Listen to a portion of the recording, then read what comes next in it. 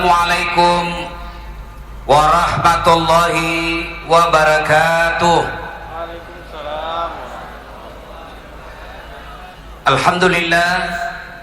Alhamdulillahi rabbil alamin. Wa bihi nasta'inu ala umurid dunya waddin. Asyhadu an la ilaha illallah wa asyhadu anna Muhammadan abduhu wa rasuluh.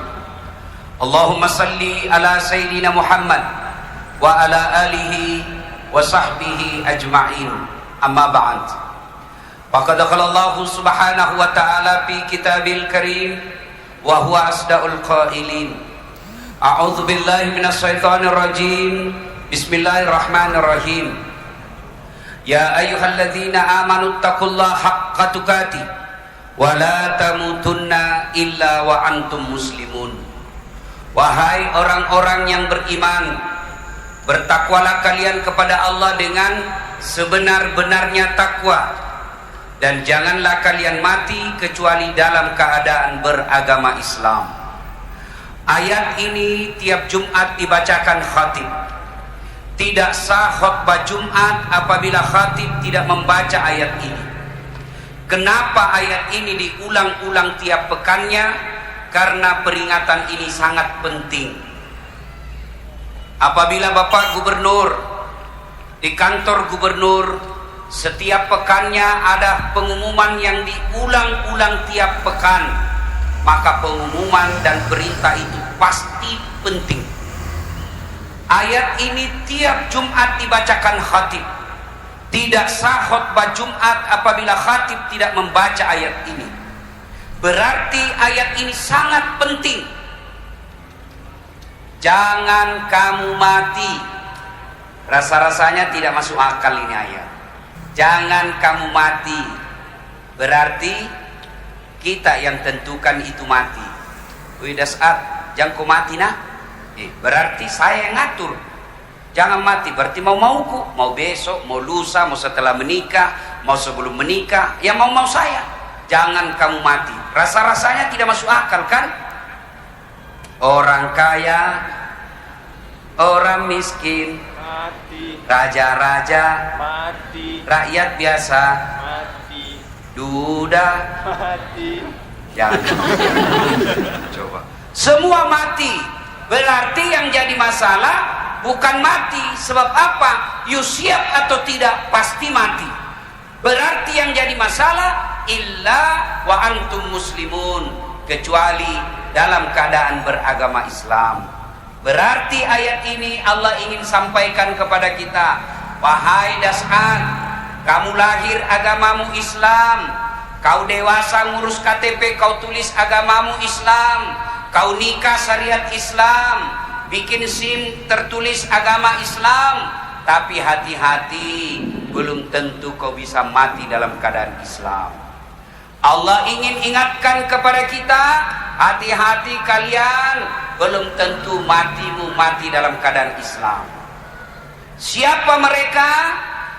Contoh ya, jangan marah. Contoh, lagi sabung ayam digerebek, didapat sama polisi. Jangan lari. Polisi syariah katakan jangan lari, masih lari. Dicari sama polisi, jangan lari, masih lari. Terpaksa tembak peringatan, tembak ke langit. Tembak kedua kali, masih lari. Tembak 3 kali, masih lari. Terpaksa dilumpuhkan. Kakinya ditembak, kepalanya dikena. Saya tanya temanku yang polisi, bagaimana ceritanya? Kakinya kok tembak, kok kepalanya dikena? Dia bilang waktu ditembak dia jongkok Ustaz. Pantas kena kepalanya. Mati. Dia ditengarai mati dalam keadaan kafir. Kenapa? Dia mati lagi dalam keadaan maksiat. Itulah sebabnya selalu diingatkan. Anak muda ngelem lem box, dia campur lem tikus. Dan kau campur lem Korea, tidak mau tak buka mulutmu itu. Ngelem, mabuk dia, mabuk setengah, dia ambil motornya. Bayangkan saudara-saudara, mabuk setengah, naik motor, dia listrik, dikira aspal. Wah, mati kafir kau. Kenapa? Kau dalam keadaan teler. Nauzubillah min zalik. Inilah sebabnya Allah selalu ingatkan tiap pekan, hati-hati, bisa kau mati dalam keadaan kafir. Salah satu sebabnya karena kalian hobi dan suka makan makanan haram. Nauzubillah min zalik. Wa qala idzan, Allah kemudian berfirman, bismillahirrahmanirrahim, innallaha wa malaikatahu yusalluna 'alan nabi ya ayyuhalladzina amanu sallu 'alaihi wa sallimu taslima. Sesungguhnya Allah dan para malaikatnya bersalawat kepada Rasulullah Muhammad sallallahu alaihi wasallam, maka wahai orang-orang yang beriman, bersalawatlah kalian kepada Rasulullah dengan sebaik-baik salawat. Satu kali Nabi lagi duduk-duduk bersama malaikat Jibril. Tiba-tiba Nabi melihat ada malaikat 1 juta jari-jarinya. Bapak-bapak, berapa jari-jarinya? Berapa? 10. Cacat tuh. Kan ada kaki. 20 mestinya. Ini malaikat 1 juta jari-jarinya. Nabi takjub lalu bertanya kepada Jibril, wahai Jibril, siapa itu malaikat? Banyak betul jari-jarinya. Jibril menjawab, itu malaikat yang Allah tugaskan untuk mencatat air ketika hujan. Kira-kira Satpol PP, polisi setengah, bisa kira-kira catat air ketika hujan? Ada yang bisa? Ada insinyur di sini hebat dalam matematika? Ada yang bisa catat air ketika hujan? Kenapa tidak bisa? Karena jumlahnya banyak betul. Malaikat ini Allah beri tugas catat air hujan. Lalu Nabi bertanya kepada malaikat ini, wahai malaikat, apa kau mampu mencatat air ketika hujan? Iya, aku catat yang jatuh di gunung, aku catat yang jatuh di daratan, aku catat semua yang jatuh di lautan, semua aku catat, tak setetes pun yang tidak aku catat. Makanya Allah kasih saya 1 juta jari-jari. Nih saya lagi sibuk mencatat. Lalu malaikat ini berkata, wahai Muhammad, ketahuilah, ada amalan yang tidak mampu aku catat jumlah pahalanya. Kapan? Ketika umatmu berkumpul di Masjid Baitur Rahman Banda Aceh, masjid kebanggaan masyarakat Banda Aceh. Mereka memperingati tahun baru Hijriah, lalu mereka bersama-sama bersalawat kepadamu. Aku tidak mampu mencatat betapa banyaknya pahala yang mereka dapatkan malam itu. Subhanallah. Maka kalau kumpul begini jangan ragu-ragu Pak, selawat. Kenapa? Ketika kita umat Islam kumpul seperti ini, rame-rame bersalawat, malaikat tidak mampu mencatat betapa banyaknya pahala orang yang bersalawat pada malam itu. Yuk kita salawat. Siap? Siap? Tapi kita dengar dulu mana lebih kencang suaranya ibu-ibu orang Aceh daripada suaranya bapak-bapak. Bisa? Nah, bapak diam, kita dengar dulu ibu-ibu ya. Ayo Bu, salawat bareng-bareng Bu. Yuk. Salatullah ala toha, salatullah salamullah, Masya Allah. Ini bukan keras Pak, ini namanya syahdu. Suara begini yang kasih nafsu laki-laki. Makanya cewek kalau kau ditelepon laki-laki jangan buat syahdu suaramu. Assalamualaikum. Waalaikumsalam. Bagaimana cowokmu tidak nafsu? Lagi di mana Dek? Di rumah aja Kak. Lagi ngapain? Baring-baring. Bagaimana cowokmu tidak nafsu? Coba kalau ditelepon kasih tegas. Assalamualaikum. Waalaikumsalam. Lagi ngapain? Baring-baring. Apa kenapa tanya-tanya? 2 hari tidak diteleponnya kau. Waalaikumsalam. Ibu diam, kita dengar ini bapak-bapak. Kita dengar ya. Pak, jangan mempermalukan laki-laki. Ayo, yuk. Ibu diam, kita dengar nih bapak-bapak nih. Salatullah ala toha,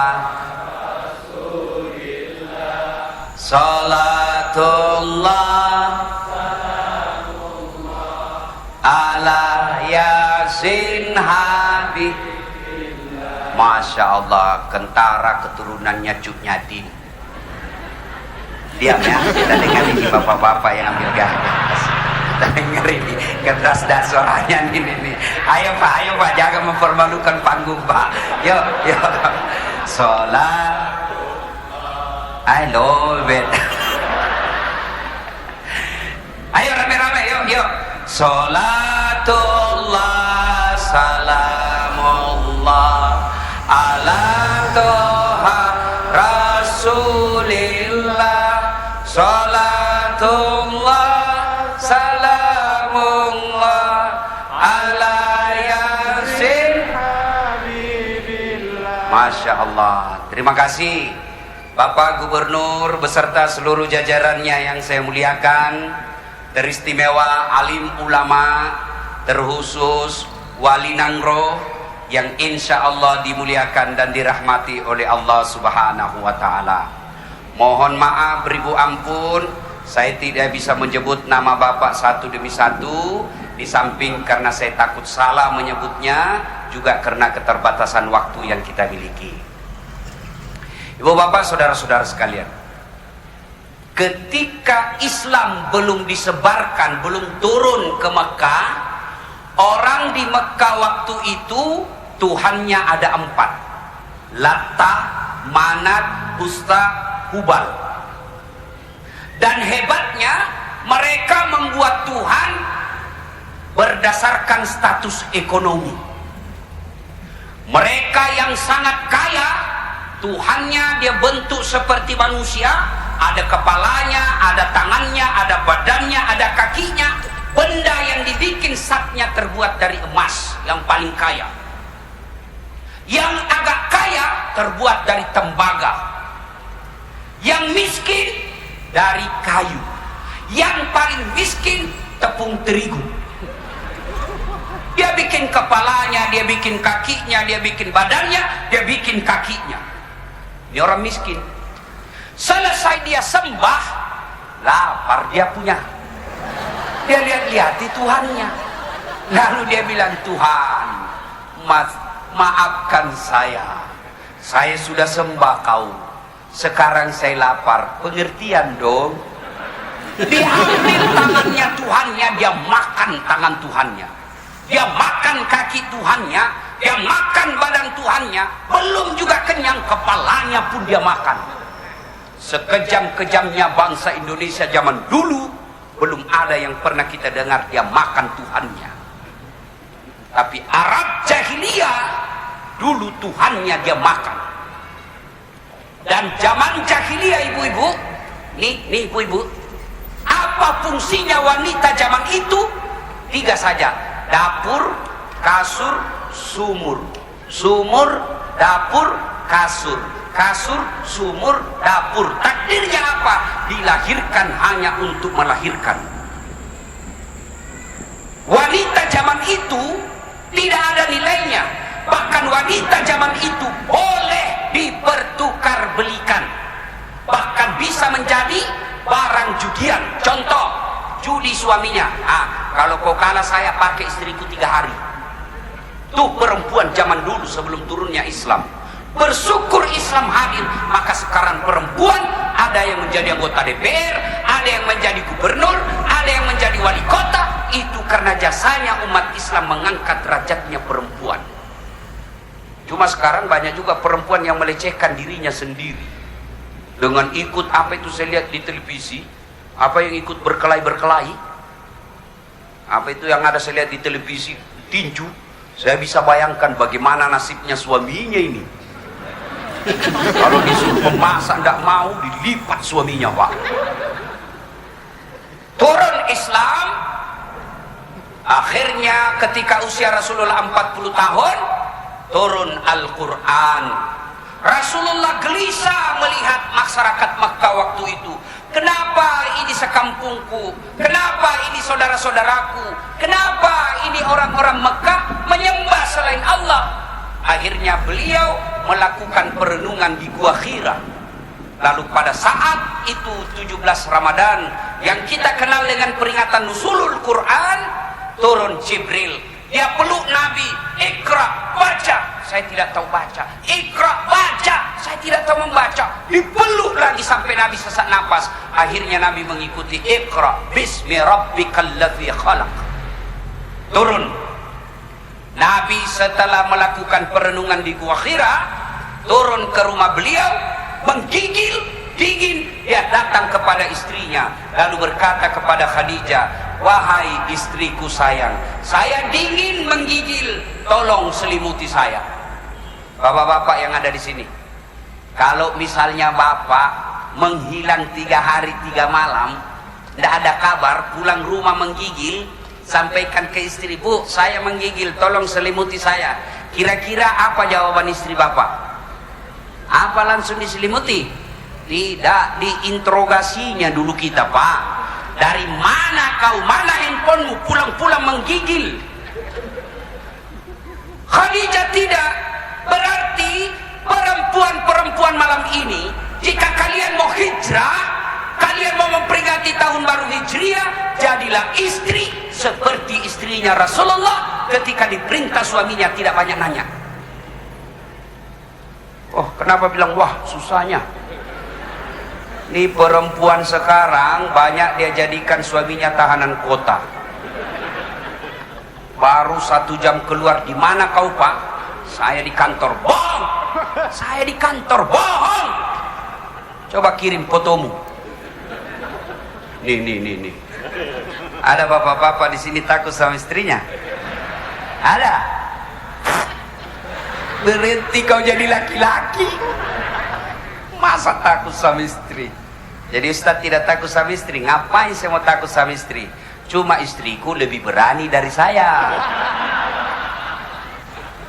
Bu, ibu, bu, bulan ini jadilah istri seperti Khadijah. Apa sifatnya Khadijah? Khadijah selalu berpenampilan cantik dan menarik di depan suaminya. Besok bu, mulai cantik. Coba jangan juga salah tafsir. Mantan-mantan sudah dengar ceramah begini, besok mau pulang suaminya dikuncir 3 rambutnya. Pakai baju renang, selop tinggi, pulang suaminya langsung astagfirullah, kesurupan istriku. Yang proporsional. Lain kali kita bahas soal istri, karena ini kita cerita tahun baru. Nah sudah, Nabi kemudian mendakwakan Islam, tapi mendakwanya hanya japri, jaringan pribadi. Yang didakwai hanya keluarga-keluarga dekat. Yang diislamkan hanya mereka yang betul-betul dekat dengan Rasulullah. Maka dari kaum wanita, pertama masuk Islam Khadijah. Dari kaum tetua, sahabat Nabi yang pertama masuk Islam Abu Bakar Siddiq. Dari golongan muda Ali bin Abi Thalib. 3 tahun Nabi dakwah. Awal-awal 3 tahun Nabi dakwah, berapa saja pengikutnya? 11 orang. Di Nanggro Aceh Darussalam ini ada enggak kira-kira ulama 3 tahun dakwah pengikutnya cuma 11 orang? Ada. Kalau saya dakwah 3 tahun 11 orang yang ikut, berhenti saya jadi ustaz. Apa ini pekerjaan? 3 tahun kita dakwah cuma 11 orang yang ikut. Rasulullah awal dakwah, siapa yang mengikuti mereka? Bukan kepala dinas, bukan bangsawan. Siapa golongan yang pertama mengikuti Islam? Kaum hamba sahaya. Beda pembantu dengan hamba sahaya. Kalau pembantu digaji tiap bulan, pembantu punya hak asasi, tapi hamba sahaya hak milik, tidak punya hak asasi. Hamba sahaya itu ya hak milik. Sama misalnya bapak punya handphone, namanya bapak punya handphone, terserah mau dibanting, mau direndam, mau dijual, terserah. Kenapa? Bapak punya, itu nama budak. Maka masuklah Islam. Tapi Nabi berdakwah sembunyi-sembunyi. Tapi alhamdulillah, setelah keislaman Umar bin Khattab, lalu Umar masuk Islam. Setelah Umar masuk Islam, Beliau berkata kepada Nabi, "Ya Rasulullah, apa yang kita dakwakan ini benar, apa yang kita dakwakan ini barang baik. Kenapa kita mesti dakwah sembunyi-sembunyi?" Kata Nabi, "Umar, kita kan minoritas. Kalau kita dakwah terang-terangan bahaya, hancur kita." Kata Umar bin Khattab, "Tenang ya Rasulullah. Kalau ada yang coba menghalangi dakwamu ya Rasul, saya yang hadapi mereka." Masya Allah, Umar Pak paling jago di Mekah waktu itu. Salah satu kebiasaan bangsa Mekah waktu itu, orang-orang Arab Mekah waktu itu, ada lomba berkelahi, lomba tinju kira-kira sekarang. Dan Umar bin Khattab tidak pernah kalah. Begitu hebatnya Umar bin Khattab, diriwayatkan iblis aja kalau berpapasan sama Umar, minggir itu iblis. Begitu perkasanya Umar. Tapi ketika ketemu dengan istri Umar, Umar lembut hatinya. Jadi perkasa di luar, di dalam rumah kalau sama istri lembut hatinya. Kan suatu ketika ada sahabat yang selalu diomeli sama istrinya, ngomel aja kerjanya istrinya, mau dilaporlah kepada Umar. Waktu itu Umar jadi presiden, dengan harapan mau melapor ini, dilapor sama Umar, mudah-mudahan istrinya ditegur sama Umar. Begitu dekat dengan rumahnya Umar, dilihatnya Umar juga dimarahi sama istrinya. Pulang, dia bilang, "Ya Rasulullah, kemarin saya lihat Anda dimarah-marah sama istri, kok diam-diam saja?" Apa? Dengar ini bapak-bapak, dengar nih Pak. Apa jawaban Umar? "Begitulah cara saya berterima kasih kepada istriku yang telah hamil, melahirkan dan membesarkan anak." Ibu, Bu, halo Ibu, masih ingat waktu hamil Ibu? Enak enggak? Susahnya 11 bulan menderita, 9 bulan. Sudah mau keluar. Bu, Ibu, halo Ibu, ada enggak ibu-ibu hamil tengkurap? 7 bulan hidur tengkurap, 9 bulan ibu tidak tengkurap, tahan. Bapak-bapak 1 minggu saja tidak tengkurap, pusing. Itulah hebatnya itu. Ibu, masih ingat waktu melahirkan? Ada enggak ibu-ibu melahirkan senyum? Mentang-mentang istri kepala dinas, senyum aja dia keluar. Keluar nak? Tidak, tetap. Coba. Itu makanya Umar katakan, kalau istriku ngomel, kalau istriku marah-marah di rumah, saya bayangkan bagaimana susahnya melahirkan. Paling kalau bapak-bapak kan stres ketika kita ngidam istrinya. Sampai-sampai di Makassar ada yang tanya sama saya, "Ustaz, apa doanya supaya berhenti ngidam istri?" Saya bilang, "Ngidam apa istrimu Pak?" Dia bilang, "Nanti dia bisa tidur kalau dia lihat saya di atas lemari." Berat betul itu cobaanmu. Jadi kalau istrinya mau tidur jam 9, setengah 9 sudah naik dia di lemari. Saya bilang, "Berhenti, kau dibodoh-bodoh itu sama istrimu." Jangan juga keterlaluan ngidamnya Ibu. Kata Umar, yang ketiga, begitu kalau istri marah sama saya ngomel-ngomel istri saya bayangkan bagaimana sulitnya ketika menyusui. Ibu-ibu masih ingat waktu menyusui? Masih? Ada enggak ibu-ibu ingat waktu usianya 7 bulan anaknya? Waktu tumbuh giginya. Begitu digigit ada yang itu, kok gigit saya? Enggak, lepas dah. Coba. Makanya bapak-bapak, tahun Hijriah ini muliakan istrimu. Ya. Hargai istri. Kata Nabi, tidak ada kemuliaan bagi laki-laki yang tidak tahu menghargai istrinya. Mulai besok kalau bapak betul-betul hijrah tahun ini, muliakan istri. Istri marah, diam. Ngomel, diam. Biar kau jelaskan, tidak masuk di akalnya. Apalagi kalau perempuan sudah bilang pokoknya, kau diam saja. Diam. Dijelaskan 1, muncul pertanyaan 2. Dijelaskan selesai 2, muncul pertanyaan 3. Selesai semuanya, dia ungkit lagi 3 tahun yang lalu. Ini perempuan ini begini nih. Makanya rumus diam, kalau perlu makan obat tidur. Kita juga Bu, jangan suka ngomel. Tidak ada orang bisa tahan itu ibu-ibu. Apalagi kalau suamimu sudah pensiun, jaga perasaannya. Karena itu laki-laki kalau sudah pensiun, yang tadinya kepala dinas, yang tadinya kepala seksi, yang tadinya sekda, tiba-tiba pensiun, hargai perasaannya. Biasa gampang tersinggung. Sampai-sampai ada di Makassar, Ustaz, apa doanya supaya terang perasaan setelah pensiun? Kenapa? Dia bilang, saya gampang sekali tersinggung sekarang Ustaz. Suatu ketika saya baring-baring, setelah saya pensiun, baringlah saya nonton di ruang tamu. Ada di situ kucingnya, cucu saya. Di samping saya, pagi-pagi saya baring sama itu kucing. Lewat istri saya, dia tendang itu kucing. Apa ini kucing? Tidur saja kerjanya. Kucing ditendang, saya yang tersinggung Ustaz. Itu perasaannya kalau sudah pensiun. Makanya Pak, kalau Bapak menjabat jangan terlalu sombong, karena pensiun menunggumu. Apa mau sombong dengan jabatan? Pensiun, wabillahi taufiq wal hidayah. Kau jadi kepala dinas, kalau kau disenang sama gubernur, biar gubernur senang sama kamu, tapi istrinya gubernur tidak senang, keluar kau. Mau ditandatangan SK, datang istrinya gubernur, apa? Jangan angkat ini, tukang selingkuh.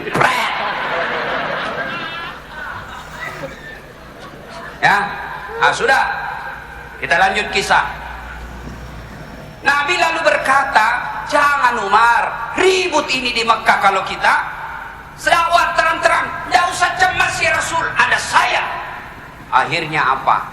Disepakati setelah Umar masuk Islam, mereka mendakwakan Islam yang tadi jajabri, sekarang broadcast secara umum. Dipimpinlah oleh Abu Bakar Siddiq, di depannya ada Hamzah, di belakangnya ada Umar bin Khattab, di tengah-tengahnya ada Bilal. Lalu Rasulullah dilindungi, keliling Makkah mengucapkan la ilaha illallah, la ilaha illallah, keliling Ka'bah, la ilaha illallah, la ilaha illallah. Keluar semua bangsa-bangsa Arab, keluar terutama tokoh-tokoh Quraisy yang jengkel. Abu Jahal berkata, wah sudah kurang ngajar ini. Abu Jahal mau keluar, kita habisi mereka. Ditahan sama Abu Lahab. Mas bro, jangan kau lagi cari di kitab Mas bro, ini bahasanya dasar latif. Mas bro, kita habisi mereka, kata Abu Jahal. Ditahan sama Abu Lahab. Sadar kau bos, kenapa? Itu ada Hamzah sama Umar di dalam, kau bisa lawan itu orang dua. Makanya ulama itu penting juga cari preman, temani.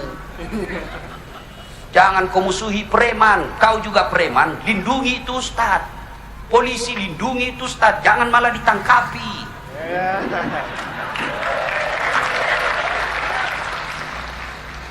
Kalau polisi Indonesia bagus, polisi India itu yang kurang ajar. Nanti mau habis baru selesai 3 jam film tidak pernah muncul-muncul. Begitu mau selesai film baru dia muncul. Ini polisi India ini, Mr. Vijay. Kalau polisi Indonesia baik, jangan musuhi polisi, jangan musuhi polisi. Ribut hidup kita kalau tidak ada polisi. Bayangkan kalau rumah kita dihancurkan, istri diperkosa, anak kita dibunuh, harta kita dijara, datang ke polisi, tolong Pak polisi cari pelakunya. Apa kata polisi? Mohon maaf, baru saja Polres bubar. Jangan musuhi polisi. Saya pergi ceramah, macet, tidak bisa gerak mobil saya, siapa yang saya cari? Penghafal Quran? Bukan. Saya baca Yasin 3 kali, tidak goyang-goyang mobilku. Siapa yang saya cari? Polisi lalu lintas. Makanya jangan komulusi polisi. Pun kalau ada yang minta-minta uang di jalan, nah kita doakan dia kembali ke India. Ya, akhirnya apa? Dakwalah Islam mulai seterang-terangan. Yang tadinya sembunyi-sembunyi didakwakan secara terang-terangan. La ilaha illallah, tidak Tuhan selain Allah, jangan sembah kecuali Allah. Marah Abu Jahal, marah Abu Lahab, marah Abu Sofyan. Ini tokoh-tokoh Arab waktu itu. Kenapa mereka membenci Nabi? Apa karena membenci Islam? Tidak, karena mereka sombong, menolak kebenaran, menganggap remeh Nabi. Dia katakan, siapa lu Muhammad? You anak baru kemarin, saya senior, you baru-baru, masa kau mau menjadi bos? Ini biasa di kantor gubernur banyak begini. Dia bilang, siapa itu? Baru masuk mau dipromosi. Saya ini sudah 15 tahun tidak dipromosi. Betul, ini yang baru masuk dipromosi. Kenapa? Otaknya Pentium 4, cepat loading.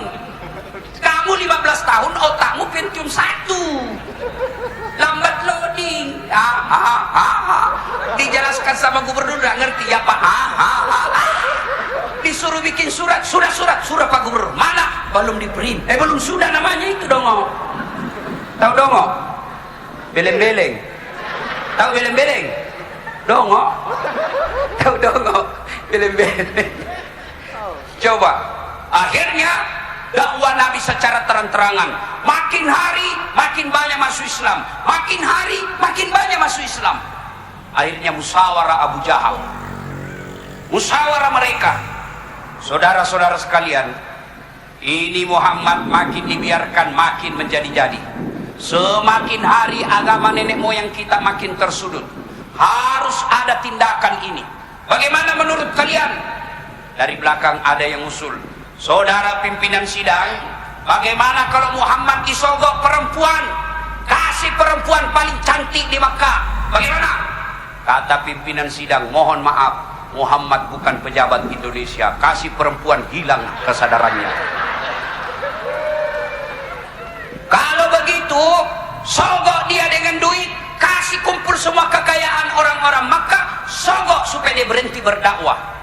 Ada lagi yang protes, tidak mungkin Muhammad tidak mempan sogok duit, biar kau kasih apa tidak akan mempan. Dia bukan pejabat Indonesia, kasih duit, hilang akal sehatnya.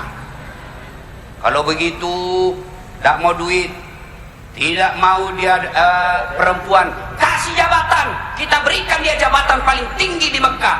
Kata pemimpin sidang, tidak mungkin, dia tidak mempan disogok dengan jabatan. Lalu bagaimana? Apa yang harus kita lakukan? Dari belakang ada yang usul. Saudara ketua sidang, bagaimana kalau Muhammad kita bunuh? Wah, dia juga punya marga. Bagaimana kalau dia bunuh? Marah Bani Hashim, keturunan sukunya Bani Hashim akan keberatan. Kata yang usul ini, sudah begini caranya, diborongi. Tahu borong? Dikeroyok. Semua suku yang ada di Mekah bersatu hancurkan Muhammad. Jadi kalau Bani Hashim marah, dia akan berhadapan dengan semua suku yang ada di Mekah. Bagaimana? Setuju? Setuju. Kapan? Jangan tunda-tunda. Kapan? Sebentar malam. Oke. Rapat memutuskan sebentar malam Muhammad kita bunuh. Rapat ini rahasia negara, tidak boleh ada yang bocorkan. Kalau ada yang bocorkan, maka kita penggal hidup-hidup. Setuju? Setuju. Pulang peserta rapat. Ada yang gosip sama istrinya. Bu, ada rahasia. Apa Pak? Ini tadi saya ikut rapat internal gubernur, tidak boleh bocor ini. Apa? Muhammad mau dibunuh sebentar malam, tapi jangan ngomong-ngomong ya, ini rahasia. Siapa? Pagi sini istri dia pergi pasar, dia panggil teman gosip. Bu, rahasia. Apa? Jangan ngomong-ngomong, ini rahasia ya, hanya kau yang saya kasih tahu. Siap. Apa? Muhammad sebentar malam mau dibunuh, tapi jangan ngomong-ngomong ya, kau saya kasih tahu. 7. Ini yang sudah dikasih tahu, dia pergi tetangganya. Rahasia. Jangan ngomong-ngomong. Ya. Yang sudah dikasih tahu, dia pergi lagi. Ternyata dari dulu perempuan tidak boleh diberitahu rahasia negara.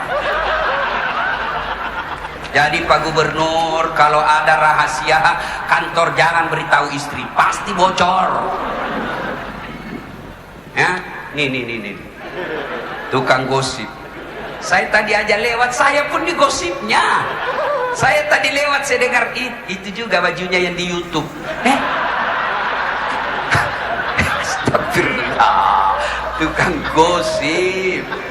Ini ibu-ibu gosip nih, hobi-hobi nih. Ya, penyakitnya perempuan, biasa nggak gosip, diam-diam aja. Dia lihat mukanya orang dari pertama datang sampai duduk. Sudah itu dia, apa? Kenapa? Palsu lipstiknya. Kenapa kau tahu? Melengket di giginya. Ada tukang gosip di sini? Ada? Tidak ada? Anda percaya? Yang suka gosip, dengar itu firman Allah.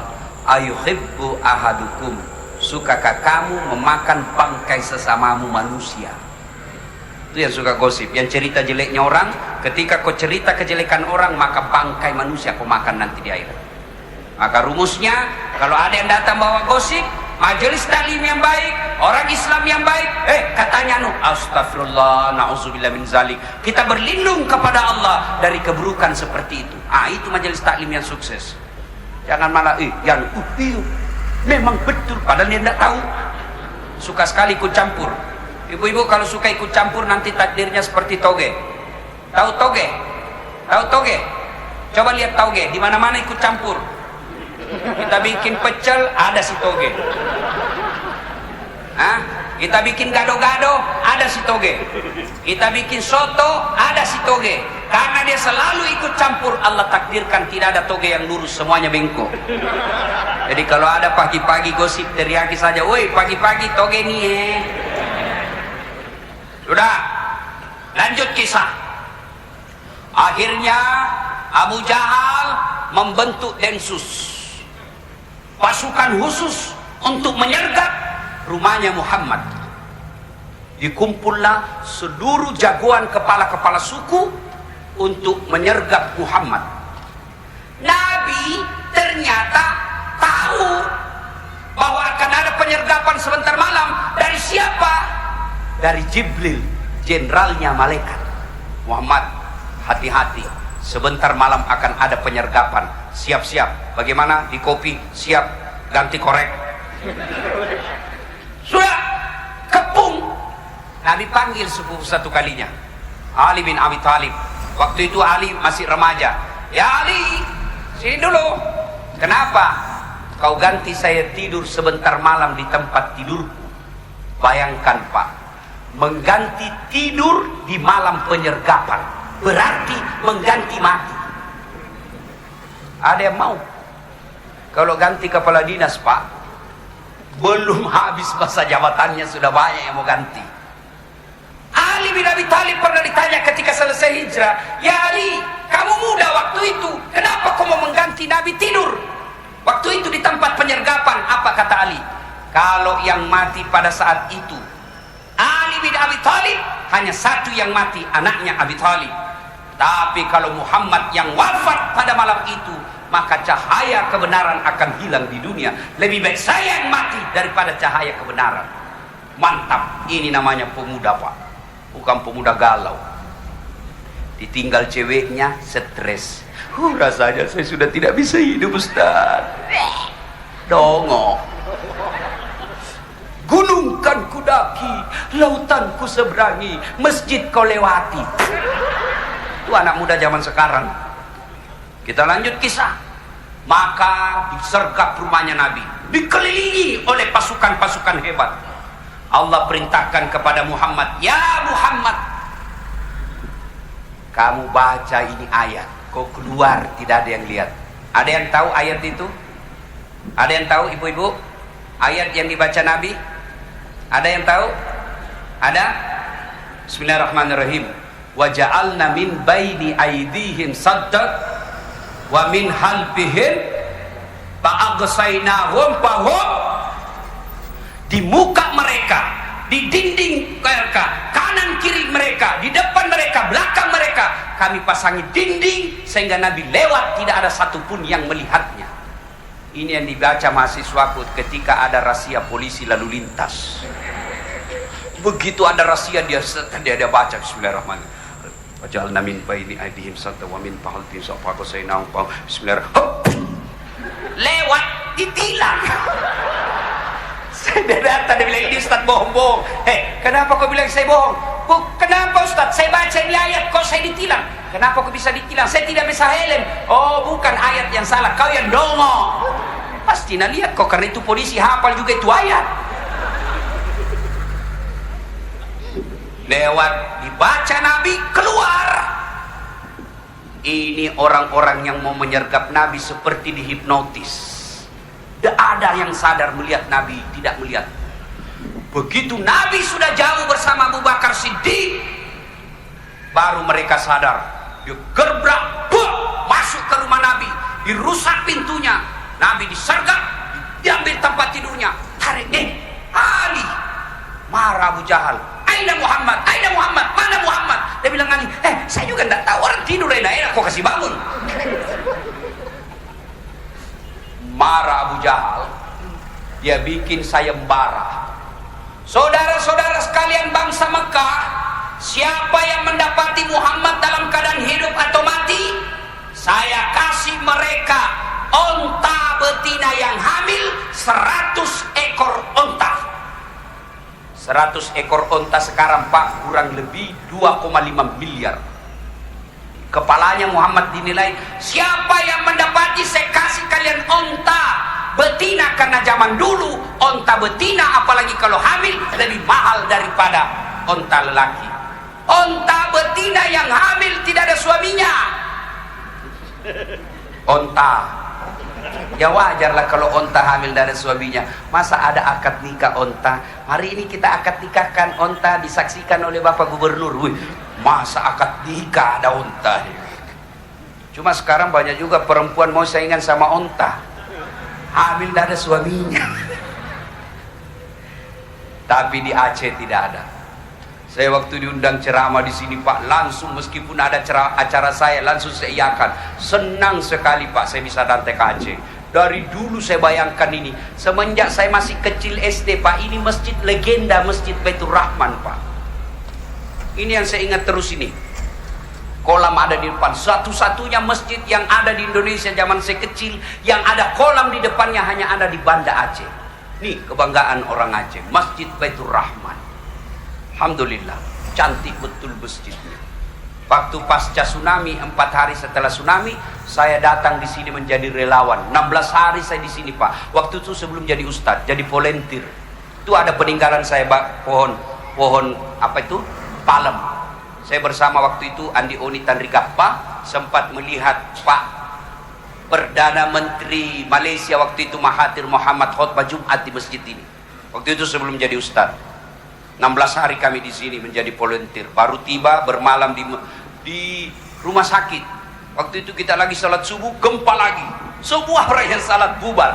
Saya lari peluk tiang Pak. Saya ditanya sama Prof Idrus Paturusi, kenapa kau dasat di situ tiang? Saya bilang inilah bangunan paling kokoh, tiang. Jadi kalau Bapak ada gempa Pak, Bapak dekati tiang karena itu yang paling kokoh. Nah, lanjut kisah. Lalu Nabi berlari, dikejar, dan salah satu yang mengikuti sayembara itu namanya Warakah. Ini Warakah hebat cari jejak Pak.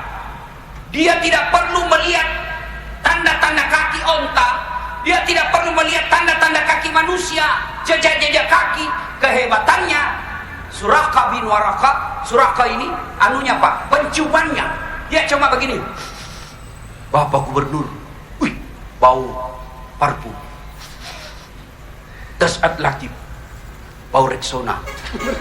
Dia bisa tahu itu Pak, dari penciumannya saja. Warakah bin Naufal, dia kejar Pak, kejar. Dapat. Subhanallah, didapatinya. Suraqah lalu berkata, dia dekati, tapi terjadi keajaiban. Apa yang terjadi? Kudanya standing, angkat kaki seperti kuda Ferrari, jatuh. Dia naik lagi ke kudanya, jatuh lagi, naik ketiga kalinya, jatuh lagi. Lalu Suraqah berkata, wah, bukan orang sembarang ini, pasti orang dilindungi. Lalu dia berteriak kepada Abu Bakar, wahai Abu Bakar, sampaikan kepada sahabatmu.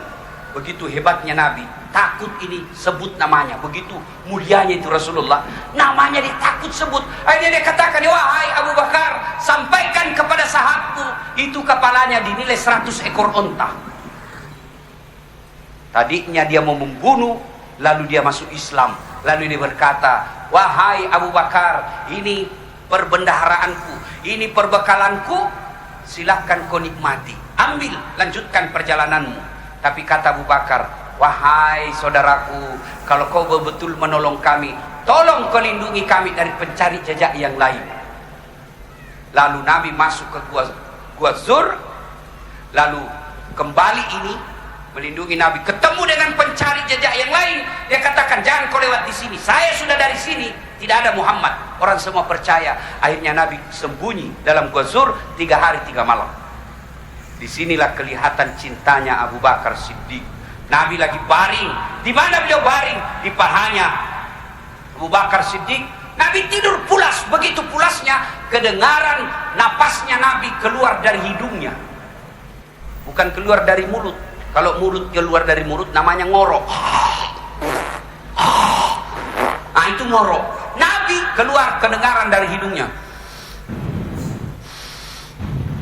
Lagi pulas. Tiba-tiba dari dinding gua keluar kalajengking. Tahu adik-adik kalajengking? Tahu? Scorpion. Keluar. Abu Bakar serba salah. Saya bangunkan Nabi atau tidak? Saya mau bangunkan, tidak tega rasanya. Nabi lagi pulas tidurnya. Kalau saya tidak bangunkan, digigit kalajengking. Akhirnya apa? Abu Bakar Siddiq mengambil tindakan hebat. Apa?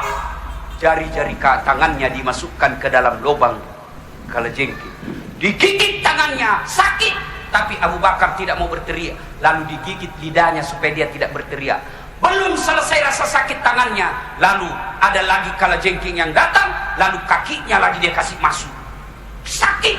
Abu Bakar tidak berteriak, lalu keluar air matanya, menetes air mata Abu Bakar. Pas jatuh di atas pipinya Rasulullah, Nabi terbangun dan berkata, kenapa kau menangis Abu Bakar?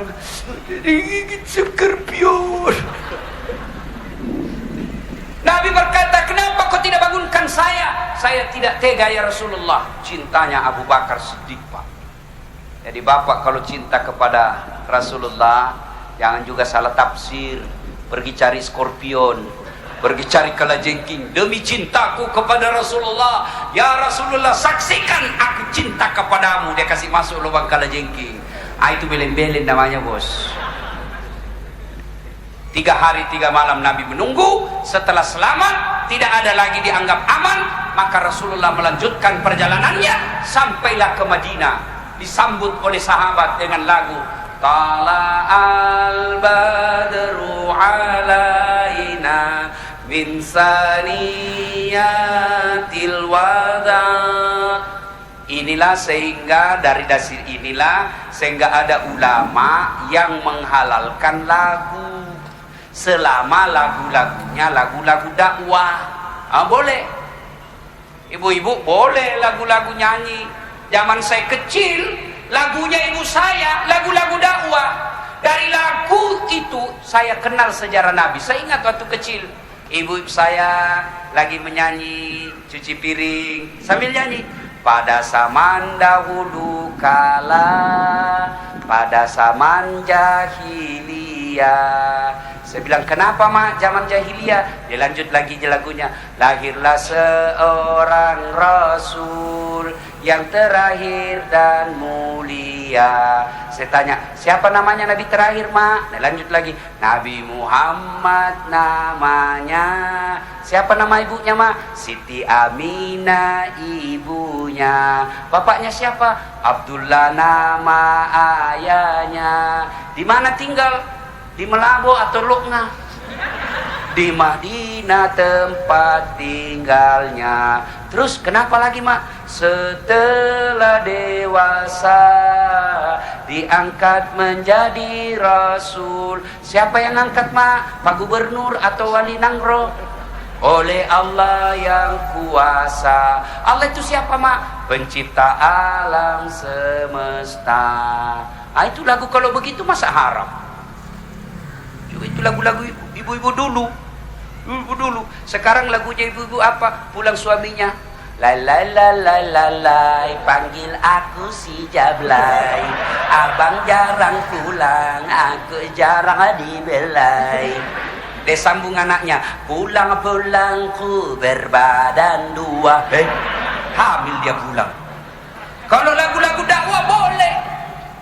Suaminya pulang kantor capek, dimarahi tadi sama kepala dinasnya, duduk di kursi ngeluh suaminya, maka istrinya tampil, dia peluk istrinya sambil menyanyi, bila kamu di sisiku hati rasa syahdu. Tenang perasaannya suami. Begitu masuk kamar berantakan, suaminya marah lagi, istrinya tampil lagi dengan lagunya. Insaflah wahai manusia. Oh tenang itu suamimu. Itu lagu ibu dulu nyanyinya gak sehat. Begitu pensiun suaminya tua sakit-sakit, lagunya apa? Bila Israel. Itu ibu zaman dulu itu ibu lagu-lagunya. Boleh lagu kalau nasihat, boleh. Cuma sekarang lagunya ibu-ibu lagu-lagu menyesatkan. Yo ayo, apa ayo poligami. Ini Agustusan banyak ibu-ibu sesat. Naik di panggung, olahraga katanya Agustusan. Perempuan katanya, majelis taklim. Perempuan di depan dia, laki-laki di belakang. Jilbabnya ketat, roknya. Depan lah ibu-ibu. 1, 2, ada bapak-bapak di belakang. 3. Apa ndak hancur ibu-ibu zaman sekarang? Naiklah di panggung begini, domba menyanyi Agustusan. Putar ke kiri nona, putarlah ke kiri, kanan, kiri. Beleng-beleng. Kalau lagu begini haram lah. Kalau lagu nasihat boleh bu. Saya zaman kecil nyanyinya enak. Dakwah itulah sebabnya. Adik-adik kalian yang belajar agama, jangan sempit memahami agama.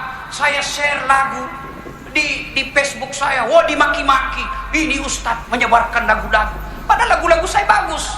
Mengapa minuman itu haram? Karena merusak kepikiran. Mengapa berzina juga haram? Karena itu cara binatang. Mengapa semua yang enak-enak itu diharamkan? Mengapa semua yang asik-asik juga diharamkan? Jawabannya,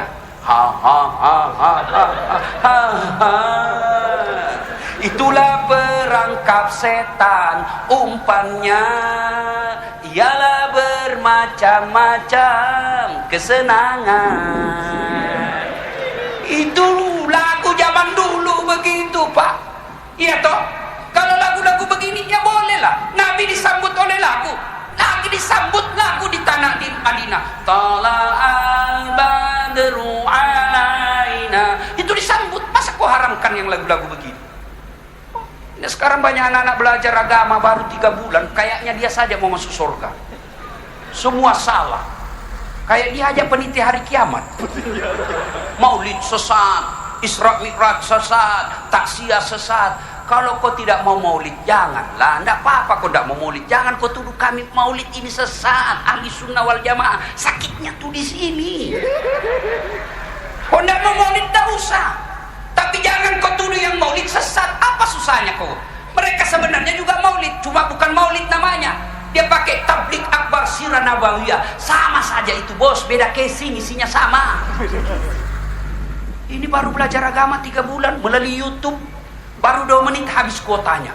Semua masuk neraka. Bos, kalau kamu tidak mau kasih masuk kami surga, ya sudahlah, biarlah kami di pinggir. Kau aja di tengah. Jangan kutuduh kami masuk surga, neraka. Sama-sama kita syahadat, sama-sama kita haji, sama-sama kita puasa, sama-sama kita sholat, sama Nabi kita. Masa gara-gara maulid kamu tuduh kami bid'ah sesat masuk neraka?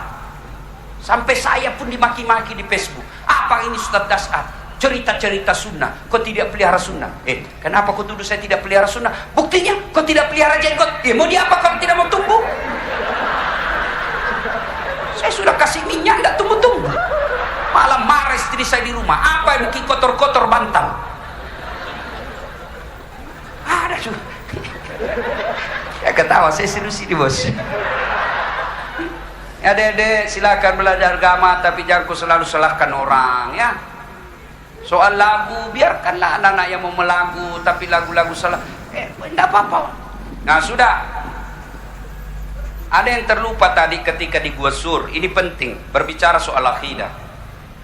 Kan pada saat itu dikejar pak, dikejar. Nabi didapat di Gua Sur, dapat sama Abu Jahal, ngintip Abu Jahal, bahkan sama Rasulullah, hancur kita, didapat ditombaknya kita. Nabi menenangkan Abu Bakar. Ya Abu Bakar, la tahzan, innallaha ma'ana. Abu Bakar, jangan kau ragu, jangan cemas, jangan takut, Allah bersama kita. Akhirnya apa? Allah turunkan bantuannya, Allah turunkan bala bantuan, bukan malaikat, bukan burung ababil, tapi siapa yang diturunkan? Allah. Laba-laba. Tahu laba-laba? Tahu laba-laba? Bahasa Acehnya spider. Hebatnya spider ini, laba-laba ini membuat jaring. Pernah lihat jaring laba-laba? Pernah lihat jaringnya laba-laba, Ibu? Itu jaring laba-laba rapuh. Simpan aja pulpen di atas jaring laba-laba, pasti hancur itu jaring laba-laba. Tapi subhanallah, jaring laba-laba yang rapuh, jaring laba-laba yang sangat rapuh, mengalahkan bala tentaranya Abu Jahal. Abu Jahal bilang begini, tidak mungkin ada Muhammad di dalam. Kalau ada Muhammad, tidak mungkin ada ini sarang laba-laba, karena pasti robek ini sarang laba-laba kalau ada Muhammad. Begitu ngintip lagi, terbang burung merpati. Abu Jahal berkata, tidak mungkin ada manusia. Pergi mereka. Nabi sallallahu alaihi wasallam ditolong hanya melalui kekuatan sarang laba-laba. Artinya kalau Allah yang nolong ibu, gampang. Nih saudara-saudara, bapak-bapak yang mau jadi kepala dinas, yang mau jadi camat, tidak usah cari muka sama gubernur. Kau minta pertolongan kepada Allah. Kalau Allah yang tolong kalian, gampang jadi kepala dinas, gampang jadi sekda, gampang jadi camat. Minta pertolongan kepada Allah. Kalau bapak cari muka sama gubernur, capek pak. Siapa aman terkendali pak, dia laksanakan. 5 tahun ganti lagi gubernur, cari muka lagi kita pak. Lebih cari kepada Allah. Gimana caranya? Takarruf ilallah, dekatkan diri kepada Allah. Abu Bakar Siddiq cinta kepada Rasul. Kalau bapak cinta kepada Rasul, maka tahun baru Hijriah ini bapak tidak usah cari spider, bapak tidak usah cari scorpion. Cari bagaimana? Yuk datang ke masjid, hidupkan, sambut anjuran bapak gubernur kita, hidupkan salat berjamaah, makmurkan masjid. Tahun baru ini pak, kalau bapak betul-betul hijrah, tahun baru ini hidupkan salat jamaah. Saya yakin pak, kalau di Aceh ini pak, ramai salat jamaah pak, terutama kalau subuh, penuh sampai di luar, tidak ada di dalam. Itu kalau subuh kentara pak, itu penghuninya. Saya tidak perlu lihat, saya sudah tahu langsung. Saya tutup saja mata, langsung dari orang tua yang banyak di dalam. Kenapa? Minyak angin, minyak gosok, bau minyak angin aja di dalam masjid itu kalau subuh. Penghuninya muka-muka sakaratil maut.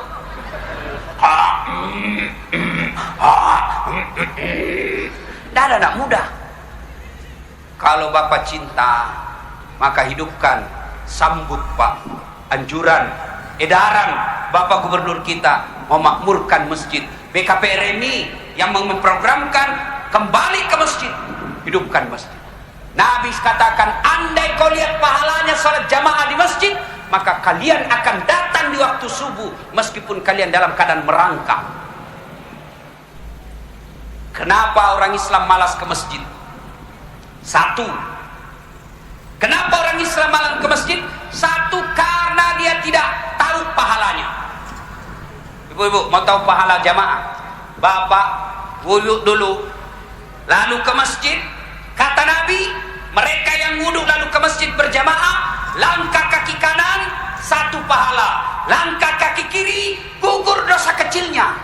Jadi kalau rumah bapak 300 meter dari masjid, berapa langkah kaki itu pak? Kaki kanan 1 pahala, kaki kiri gugur dosa kecil. Berapa ratus kilometer, berapa langkah kaki pak? Apalagi kalau bapak jalan begini, banyak betul langkahnya pak. Bagaimana kalau saya naik mobil Ustaz? Alhamdulillah 4 rodanya dikali 4. 1. Yang kedua, pahala berjamaah. Semua benda yang kita lewati, pagar, tembok, aspal, tumbuhan, semua akan jadi saksi Dia akan berkata, ya Allah, jangan kau masukkan dia neraka, masukkan dia surga. Saya saksinya, 1 September 2019 dia datang berjamaah di Masjid Baitur Rahman. Itulah sebabnya kalau kita datang ke masjid, setiap kita sholat sunnah 2 rakaat, 2 rakaat pindah lagi, 2 rakaat pindah lagi. Kenapa? Supaya tambah banyak saksi di akhirat. Itulah juga sebabnya dianjurkan ketika kau datang ke masjid, beda jalanmu waktu pergi, beda juga jalanmu waktu pulang. Lagi kalau bapak datang ke masjid, keliling dulu di lapangan ini, lalu kebulan lagi ke sana, kali sana lagi, berapa pahala yang kita dapat? Yang ketiga kata Nabi, pahala orang yang datang berjamaah, andai saja misalnya hujan, gerimis, ataupun debu yang melengket di badan bapak sepanjang perjalanan ke masjid, maka debu itu, baju bapak ibu yang basah ketika ke masjid, itulah nanti yang akan melindungi kita dari api neraka. Jadi kalau bapak gerimis, basah baju ke masjid, tidak usah cemas, bajumu itu yang lindungi kamu dari api neraka. Jangan juga salah paham, mentah-mentah sudah dengar begini, dia tunggu hujan keras. Begitu hujan keras dia buka payungnya, dia jalan. Nah, itu dongok namanya, itu beleng-beleng. Apalagi yang paling terkenal, pahala berjamaah di masjid ini yang paling populer, 27 kali. Artinya apa? 1 kali sholat berjamaah di masjid, 27 kali sholat di rumah baru sama pahalanya.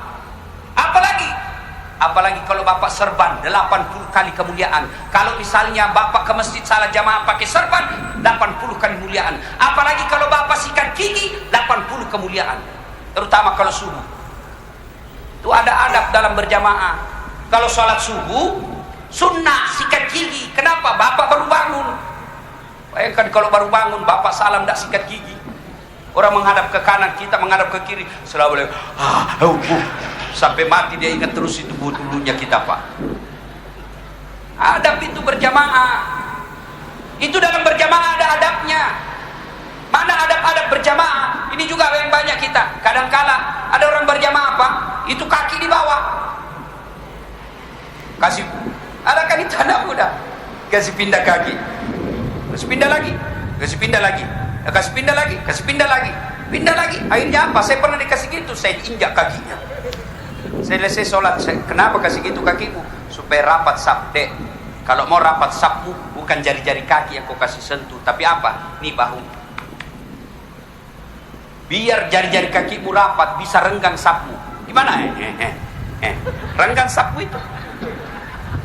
Ya ketawa, saya serius ini.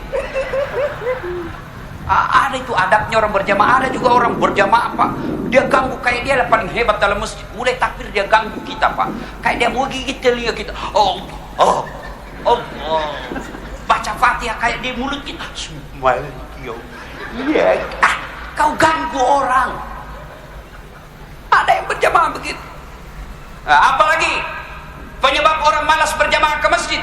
Yang ketiga, dia tidak lihat pahalanya. Andai saja Pak Gubernur dia umumkan siapa yang datang berjamaah sholat di Baitur Rahman maka diberikan pulsa 100.000. Saya yakin sholat subuh jam 5, jam 4 sudah penuh masjid, karena dilihat pahalanya. Yang keempat, penyebab orang datang berjamaah malas. Kenapa? Karena manajemen masjid tidak bagus. Ada masjid saya bikin di Makassar, Pak, kecil, nyaman, Pak. Karpetnya tiap tahun saya ganti. Bekasnya kita cari masjid yang baru dibangun. Muadzinnya saya bikin lomba azan. Yang menang kita tugaskan digaji layaknya pegawai negeri. 5 kali teriak sehari semalam. Azannya bagus. Imamnya penghafal Quran yang kita bikinkan kamar lalu kita kasih motor sebagai kendaraan dinasnya. Mahasiswa yang bagus suaranya. Penceramanya belum ceramah kita sudah kasih judul dan resume ayat-ayat yang dia mau sampaikan, serta honornya diberi sebelum dia khutbah. Dikirim, Pak, sebelum dia ceramah sudah dikasih honornya. Apalagi imamnya penghafal Quran, mic-nya enak didengar. Maka orang betah datang ke masjid dan celengan selalu penuh. Kenapa? Mereka sadar celengan ini saya nikmati berjamaah. Enak orang ke masjid. Ini gimana orang mau ke masjid, Pak? Yang azan orang tua sudah pensiun, giginya tinggal 4.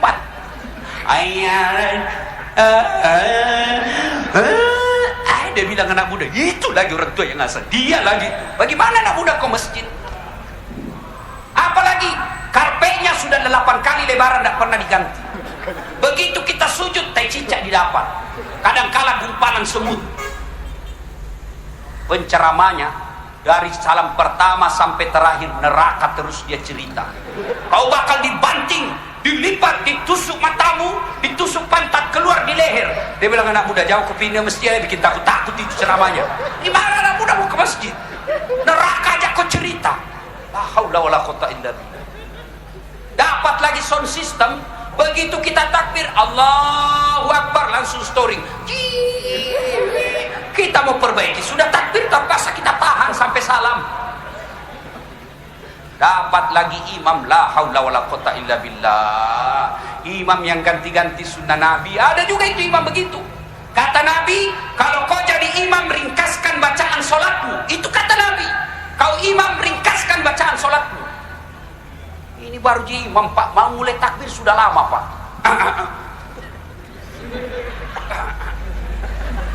Apa nak kau tinggal angkat itu selesai bos. Ada memang imam juga begitu.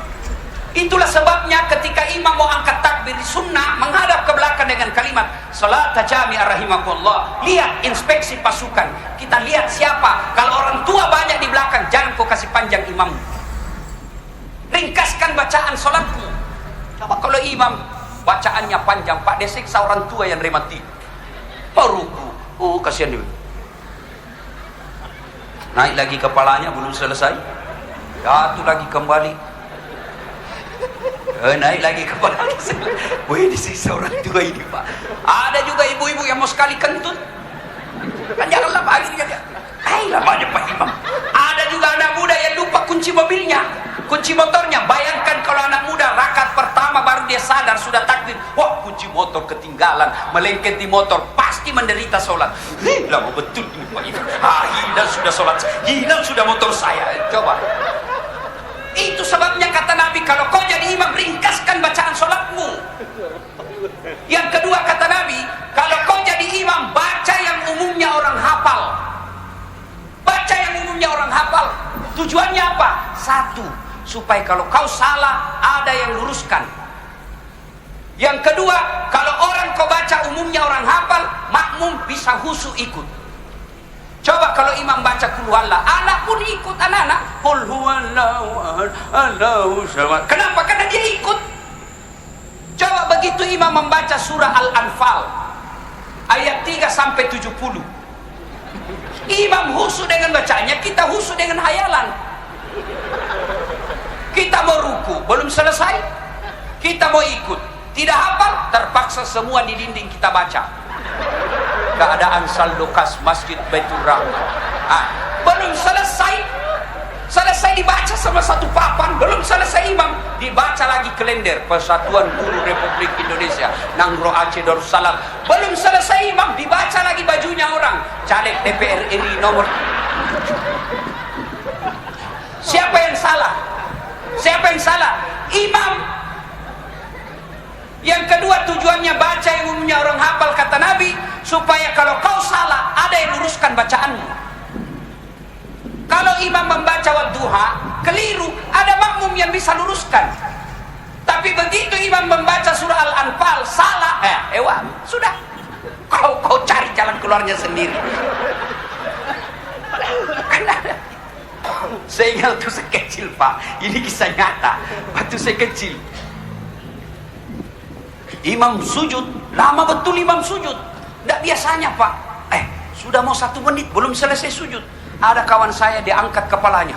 Tidak sabar diangkat kepalanya. Langsung wih, hilang imam. Ternyata imam keluar dari pintu samping. Selesai kacau sholat, bubar. Selesai sholat kita tanya, Pak Imam, kenapa kau tinggalkan saf? Dia bilang, saya kentut nak. Pak Imam, lain kali kalau kau kentut, kasih bangun kita supaya dilihat kau. Apa dia bilang? Saya sengaja karena malu saya kau lihat. Kacau sholat. Ayo, adik-adik sholat. Ibu-ibu datang berjamaah ya, Bu. Ini juga ada sebagian ustadz bilang tidak boleh perempuan ke masjid, haram. Kalau anak-anak gadis yang usia belasan tahun, 25 tahun kuliah, ya sudahlah, lebih bagus memang kalau di rumah, menghindari fitnah. Tapi kalau ibu-ibu, kalau anak-anak gadis kan dulu dilarang dia ke masjid. Kenapa? Karena bisa diperkosa malam-malam, diculik. Kalau sekarang di Nanggro aja aman. Apalagi kalau ibu sudah usianya 75 tahun. Siapa yang mau culik? Bikin repot. Ya datang sholat jamaah. Bapak ibu saudara-saudara sekalian, luar biasa. Hidupkan sholat jamaah. Ya, kita datang. Kalau saya menjadi gubernur atau wali kota, maka saya akan cari siapa anggotaku, bawahanku, stafku yang rajin berjamaah, maka dia saya akan percaya.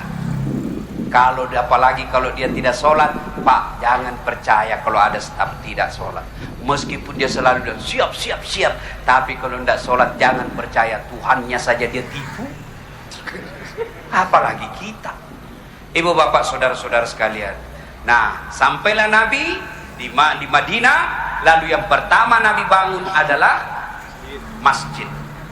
Di Madinah seluruh sahabat berkata, ya Rasulullah, kau tinggal di rumahku. Ya Rasulullah, ini kau tinggal di sini. Oh, ada sahabat Nabi namanya Abu Ayyub Al-Ansari yang makamnya ada di Istanbul sekarang, yang dulu kita kenal dengan Konstantinie.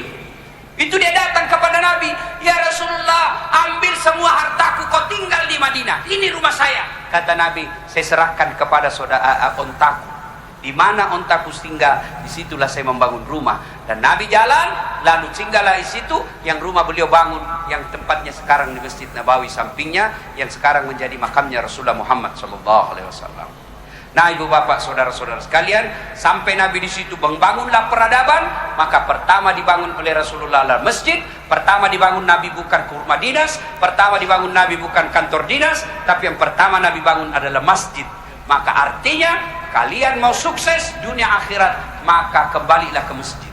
Inilah yang memotivasi Bapak Gubernur meluncing sebuah program kembali ke masjid, makmurkan masjid. Apabila masjid dimakmurkan di negeri Nanggro Aceh Darussalam ini, percaya janji Allah, walau anna ahlal qura amanu wattaqau lafatahna alaihim barakatin nas samai wal ard. Apabila penduduk suatu negeri beriman dan bertakwa, maka akan turunkan keberkahan dari langit dan keberkahan dari dalam tanah.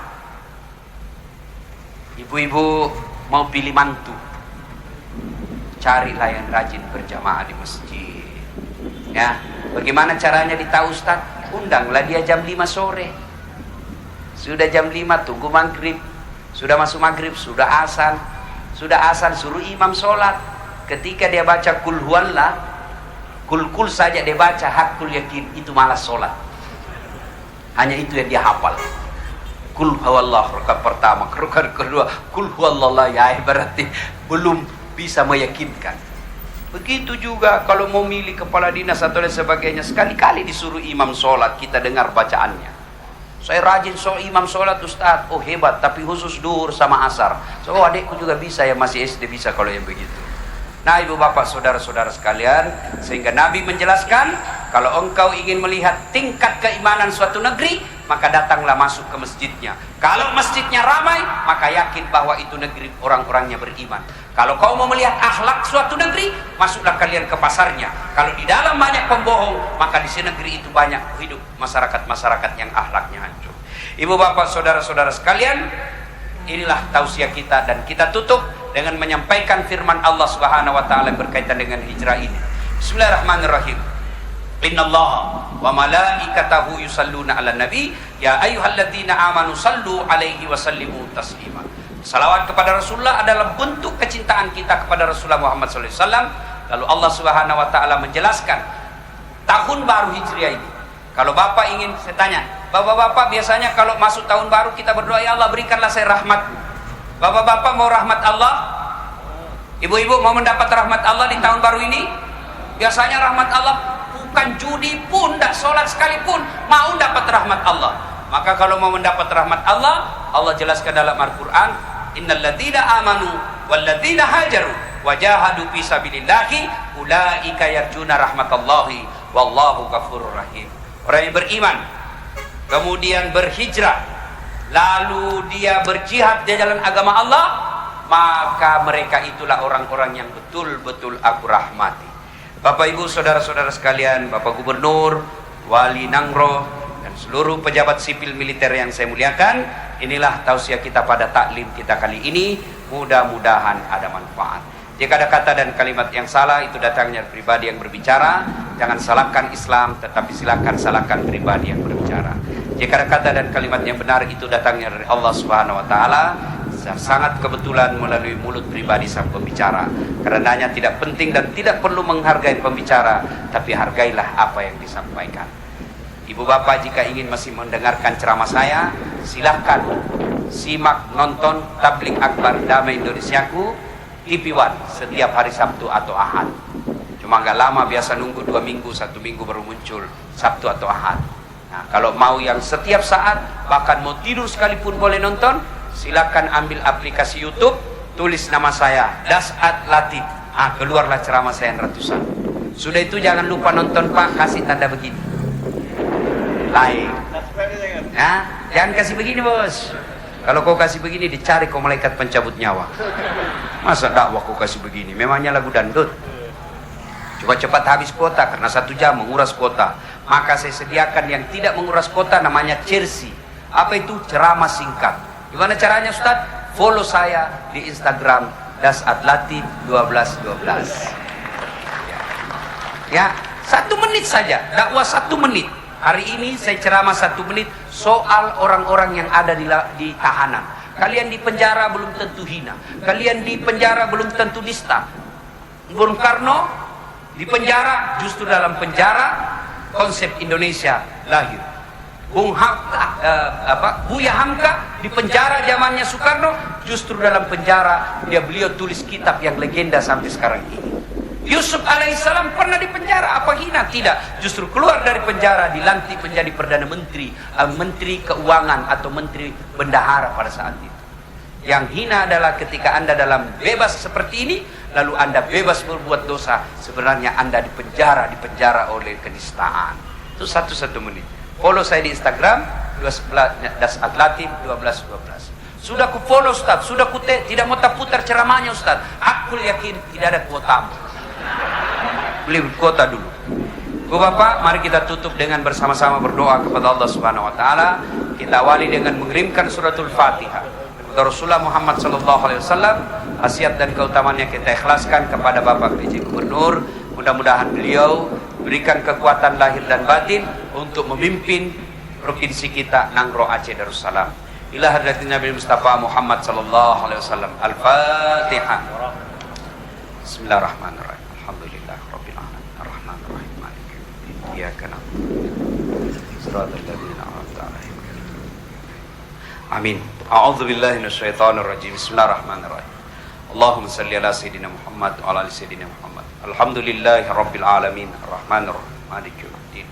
Iyyaka na'budu wa iyyaka nasta'in. Allahumma ighfir lil mu'minina wal mu'minat wal muslimina wal muslimat al ahya'i minhum wal amwat. Innaka sami'un qaribun mujibud da'wat wa qadiyal hajat. Allahumma inna nas'aluka salamatan fid din, salamatan fid dunya wal akhirah, wa afiyatan fil jasadi, wa ziyadatan fil ilmi, wa barakatan fil rizq, wa taubatan qablal maut, wa rahmatan indal maut, wa maghfiratan ba'dal maut. Allahumma hawwin alaina fi sakaratil maut, wa najatan minan nari wal afwa indal hisab. Ya Allah, Zat yang Maha membalas, balaslah segala kebaikan orang-orang yang telah mewakafkan waktu, harta dan ilmunya untuk acara ini. Angkat harkat dan martabatnya, wujudkan cita-citanya, bahagiakan keluarganya, dan jika kelak menghadap kepadamu, hadapkan dalam iman dan Islam. Ya Allah, Zat yang memberi hidayah dan petunjuk, berikanlah hidayah dan petunjuk kepada pejabat-pejabat kami. Berikanlah hidayah dan petunjuk kepada pemimpin-pemimpin kami. Tunjukkanlah kepada mereka yang hak adalah hak, dan berikanlah kepada mereka kesanggupan untuk melaksanakan yang hak itu. Tunjukkanlah kepada mereka yang batil adalah batil, dan berikanlah kesanggupan kepada mereka untuk menghindari dan memerangi kebatilan itu. Rabbana la tuzigh qulubana ba'da idh hadaitana wa hab lana min ladunka rahmah innaka antal wahhab. Rabbana atina fid dunya hasanah wa fil akhirati hasanah wa qina adzabannar. Subhana rabbika rabbil izzati amma yasifun wa salamun alal mursalin walhamdulillahi rabbil alamin. Terima kasih, lebih dan kurangnya mohon dimaafkan. Nun wal kalami masrun. Billahi fi sabilil haq. Assalamualaikum warahmatullahi wabarakatuh.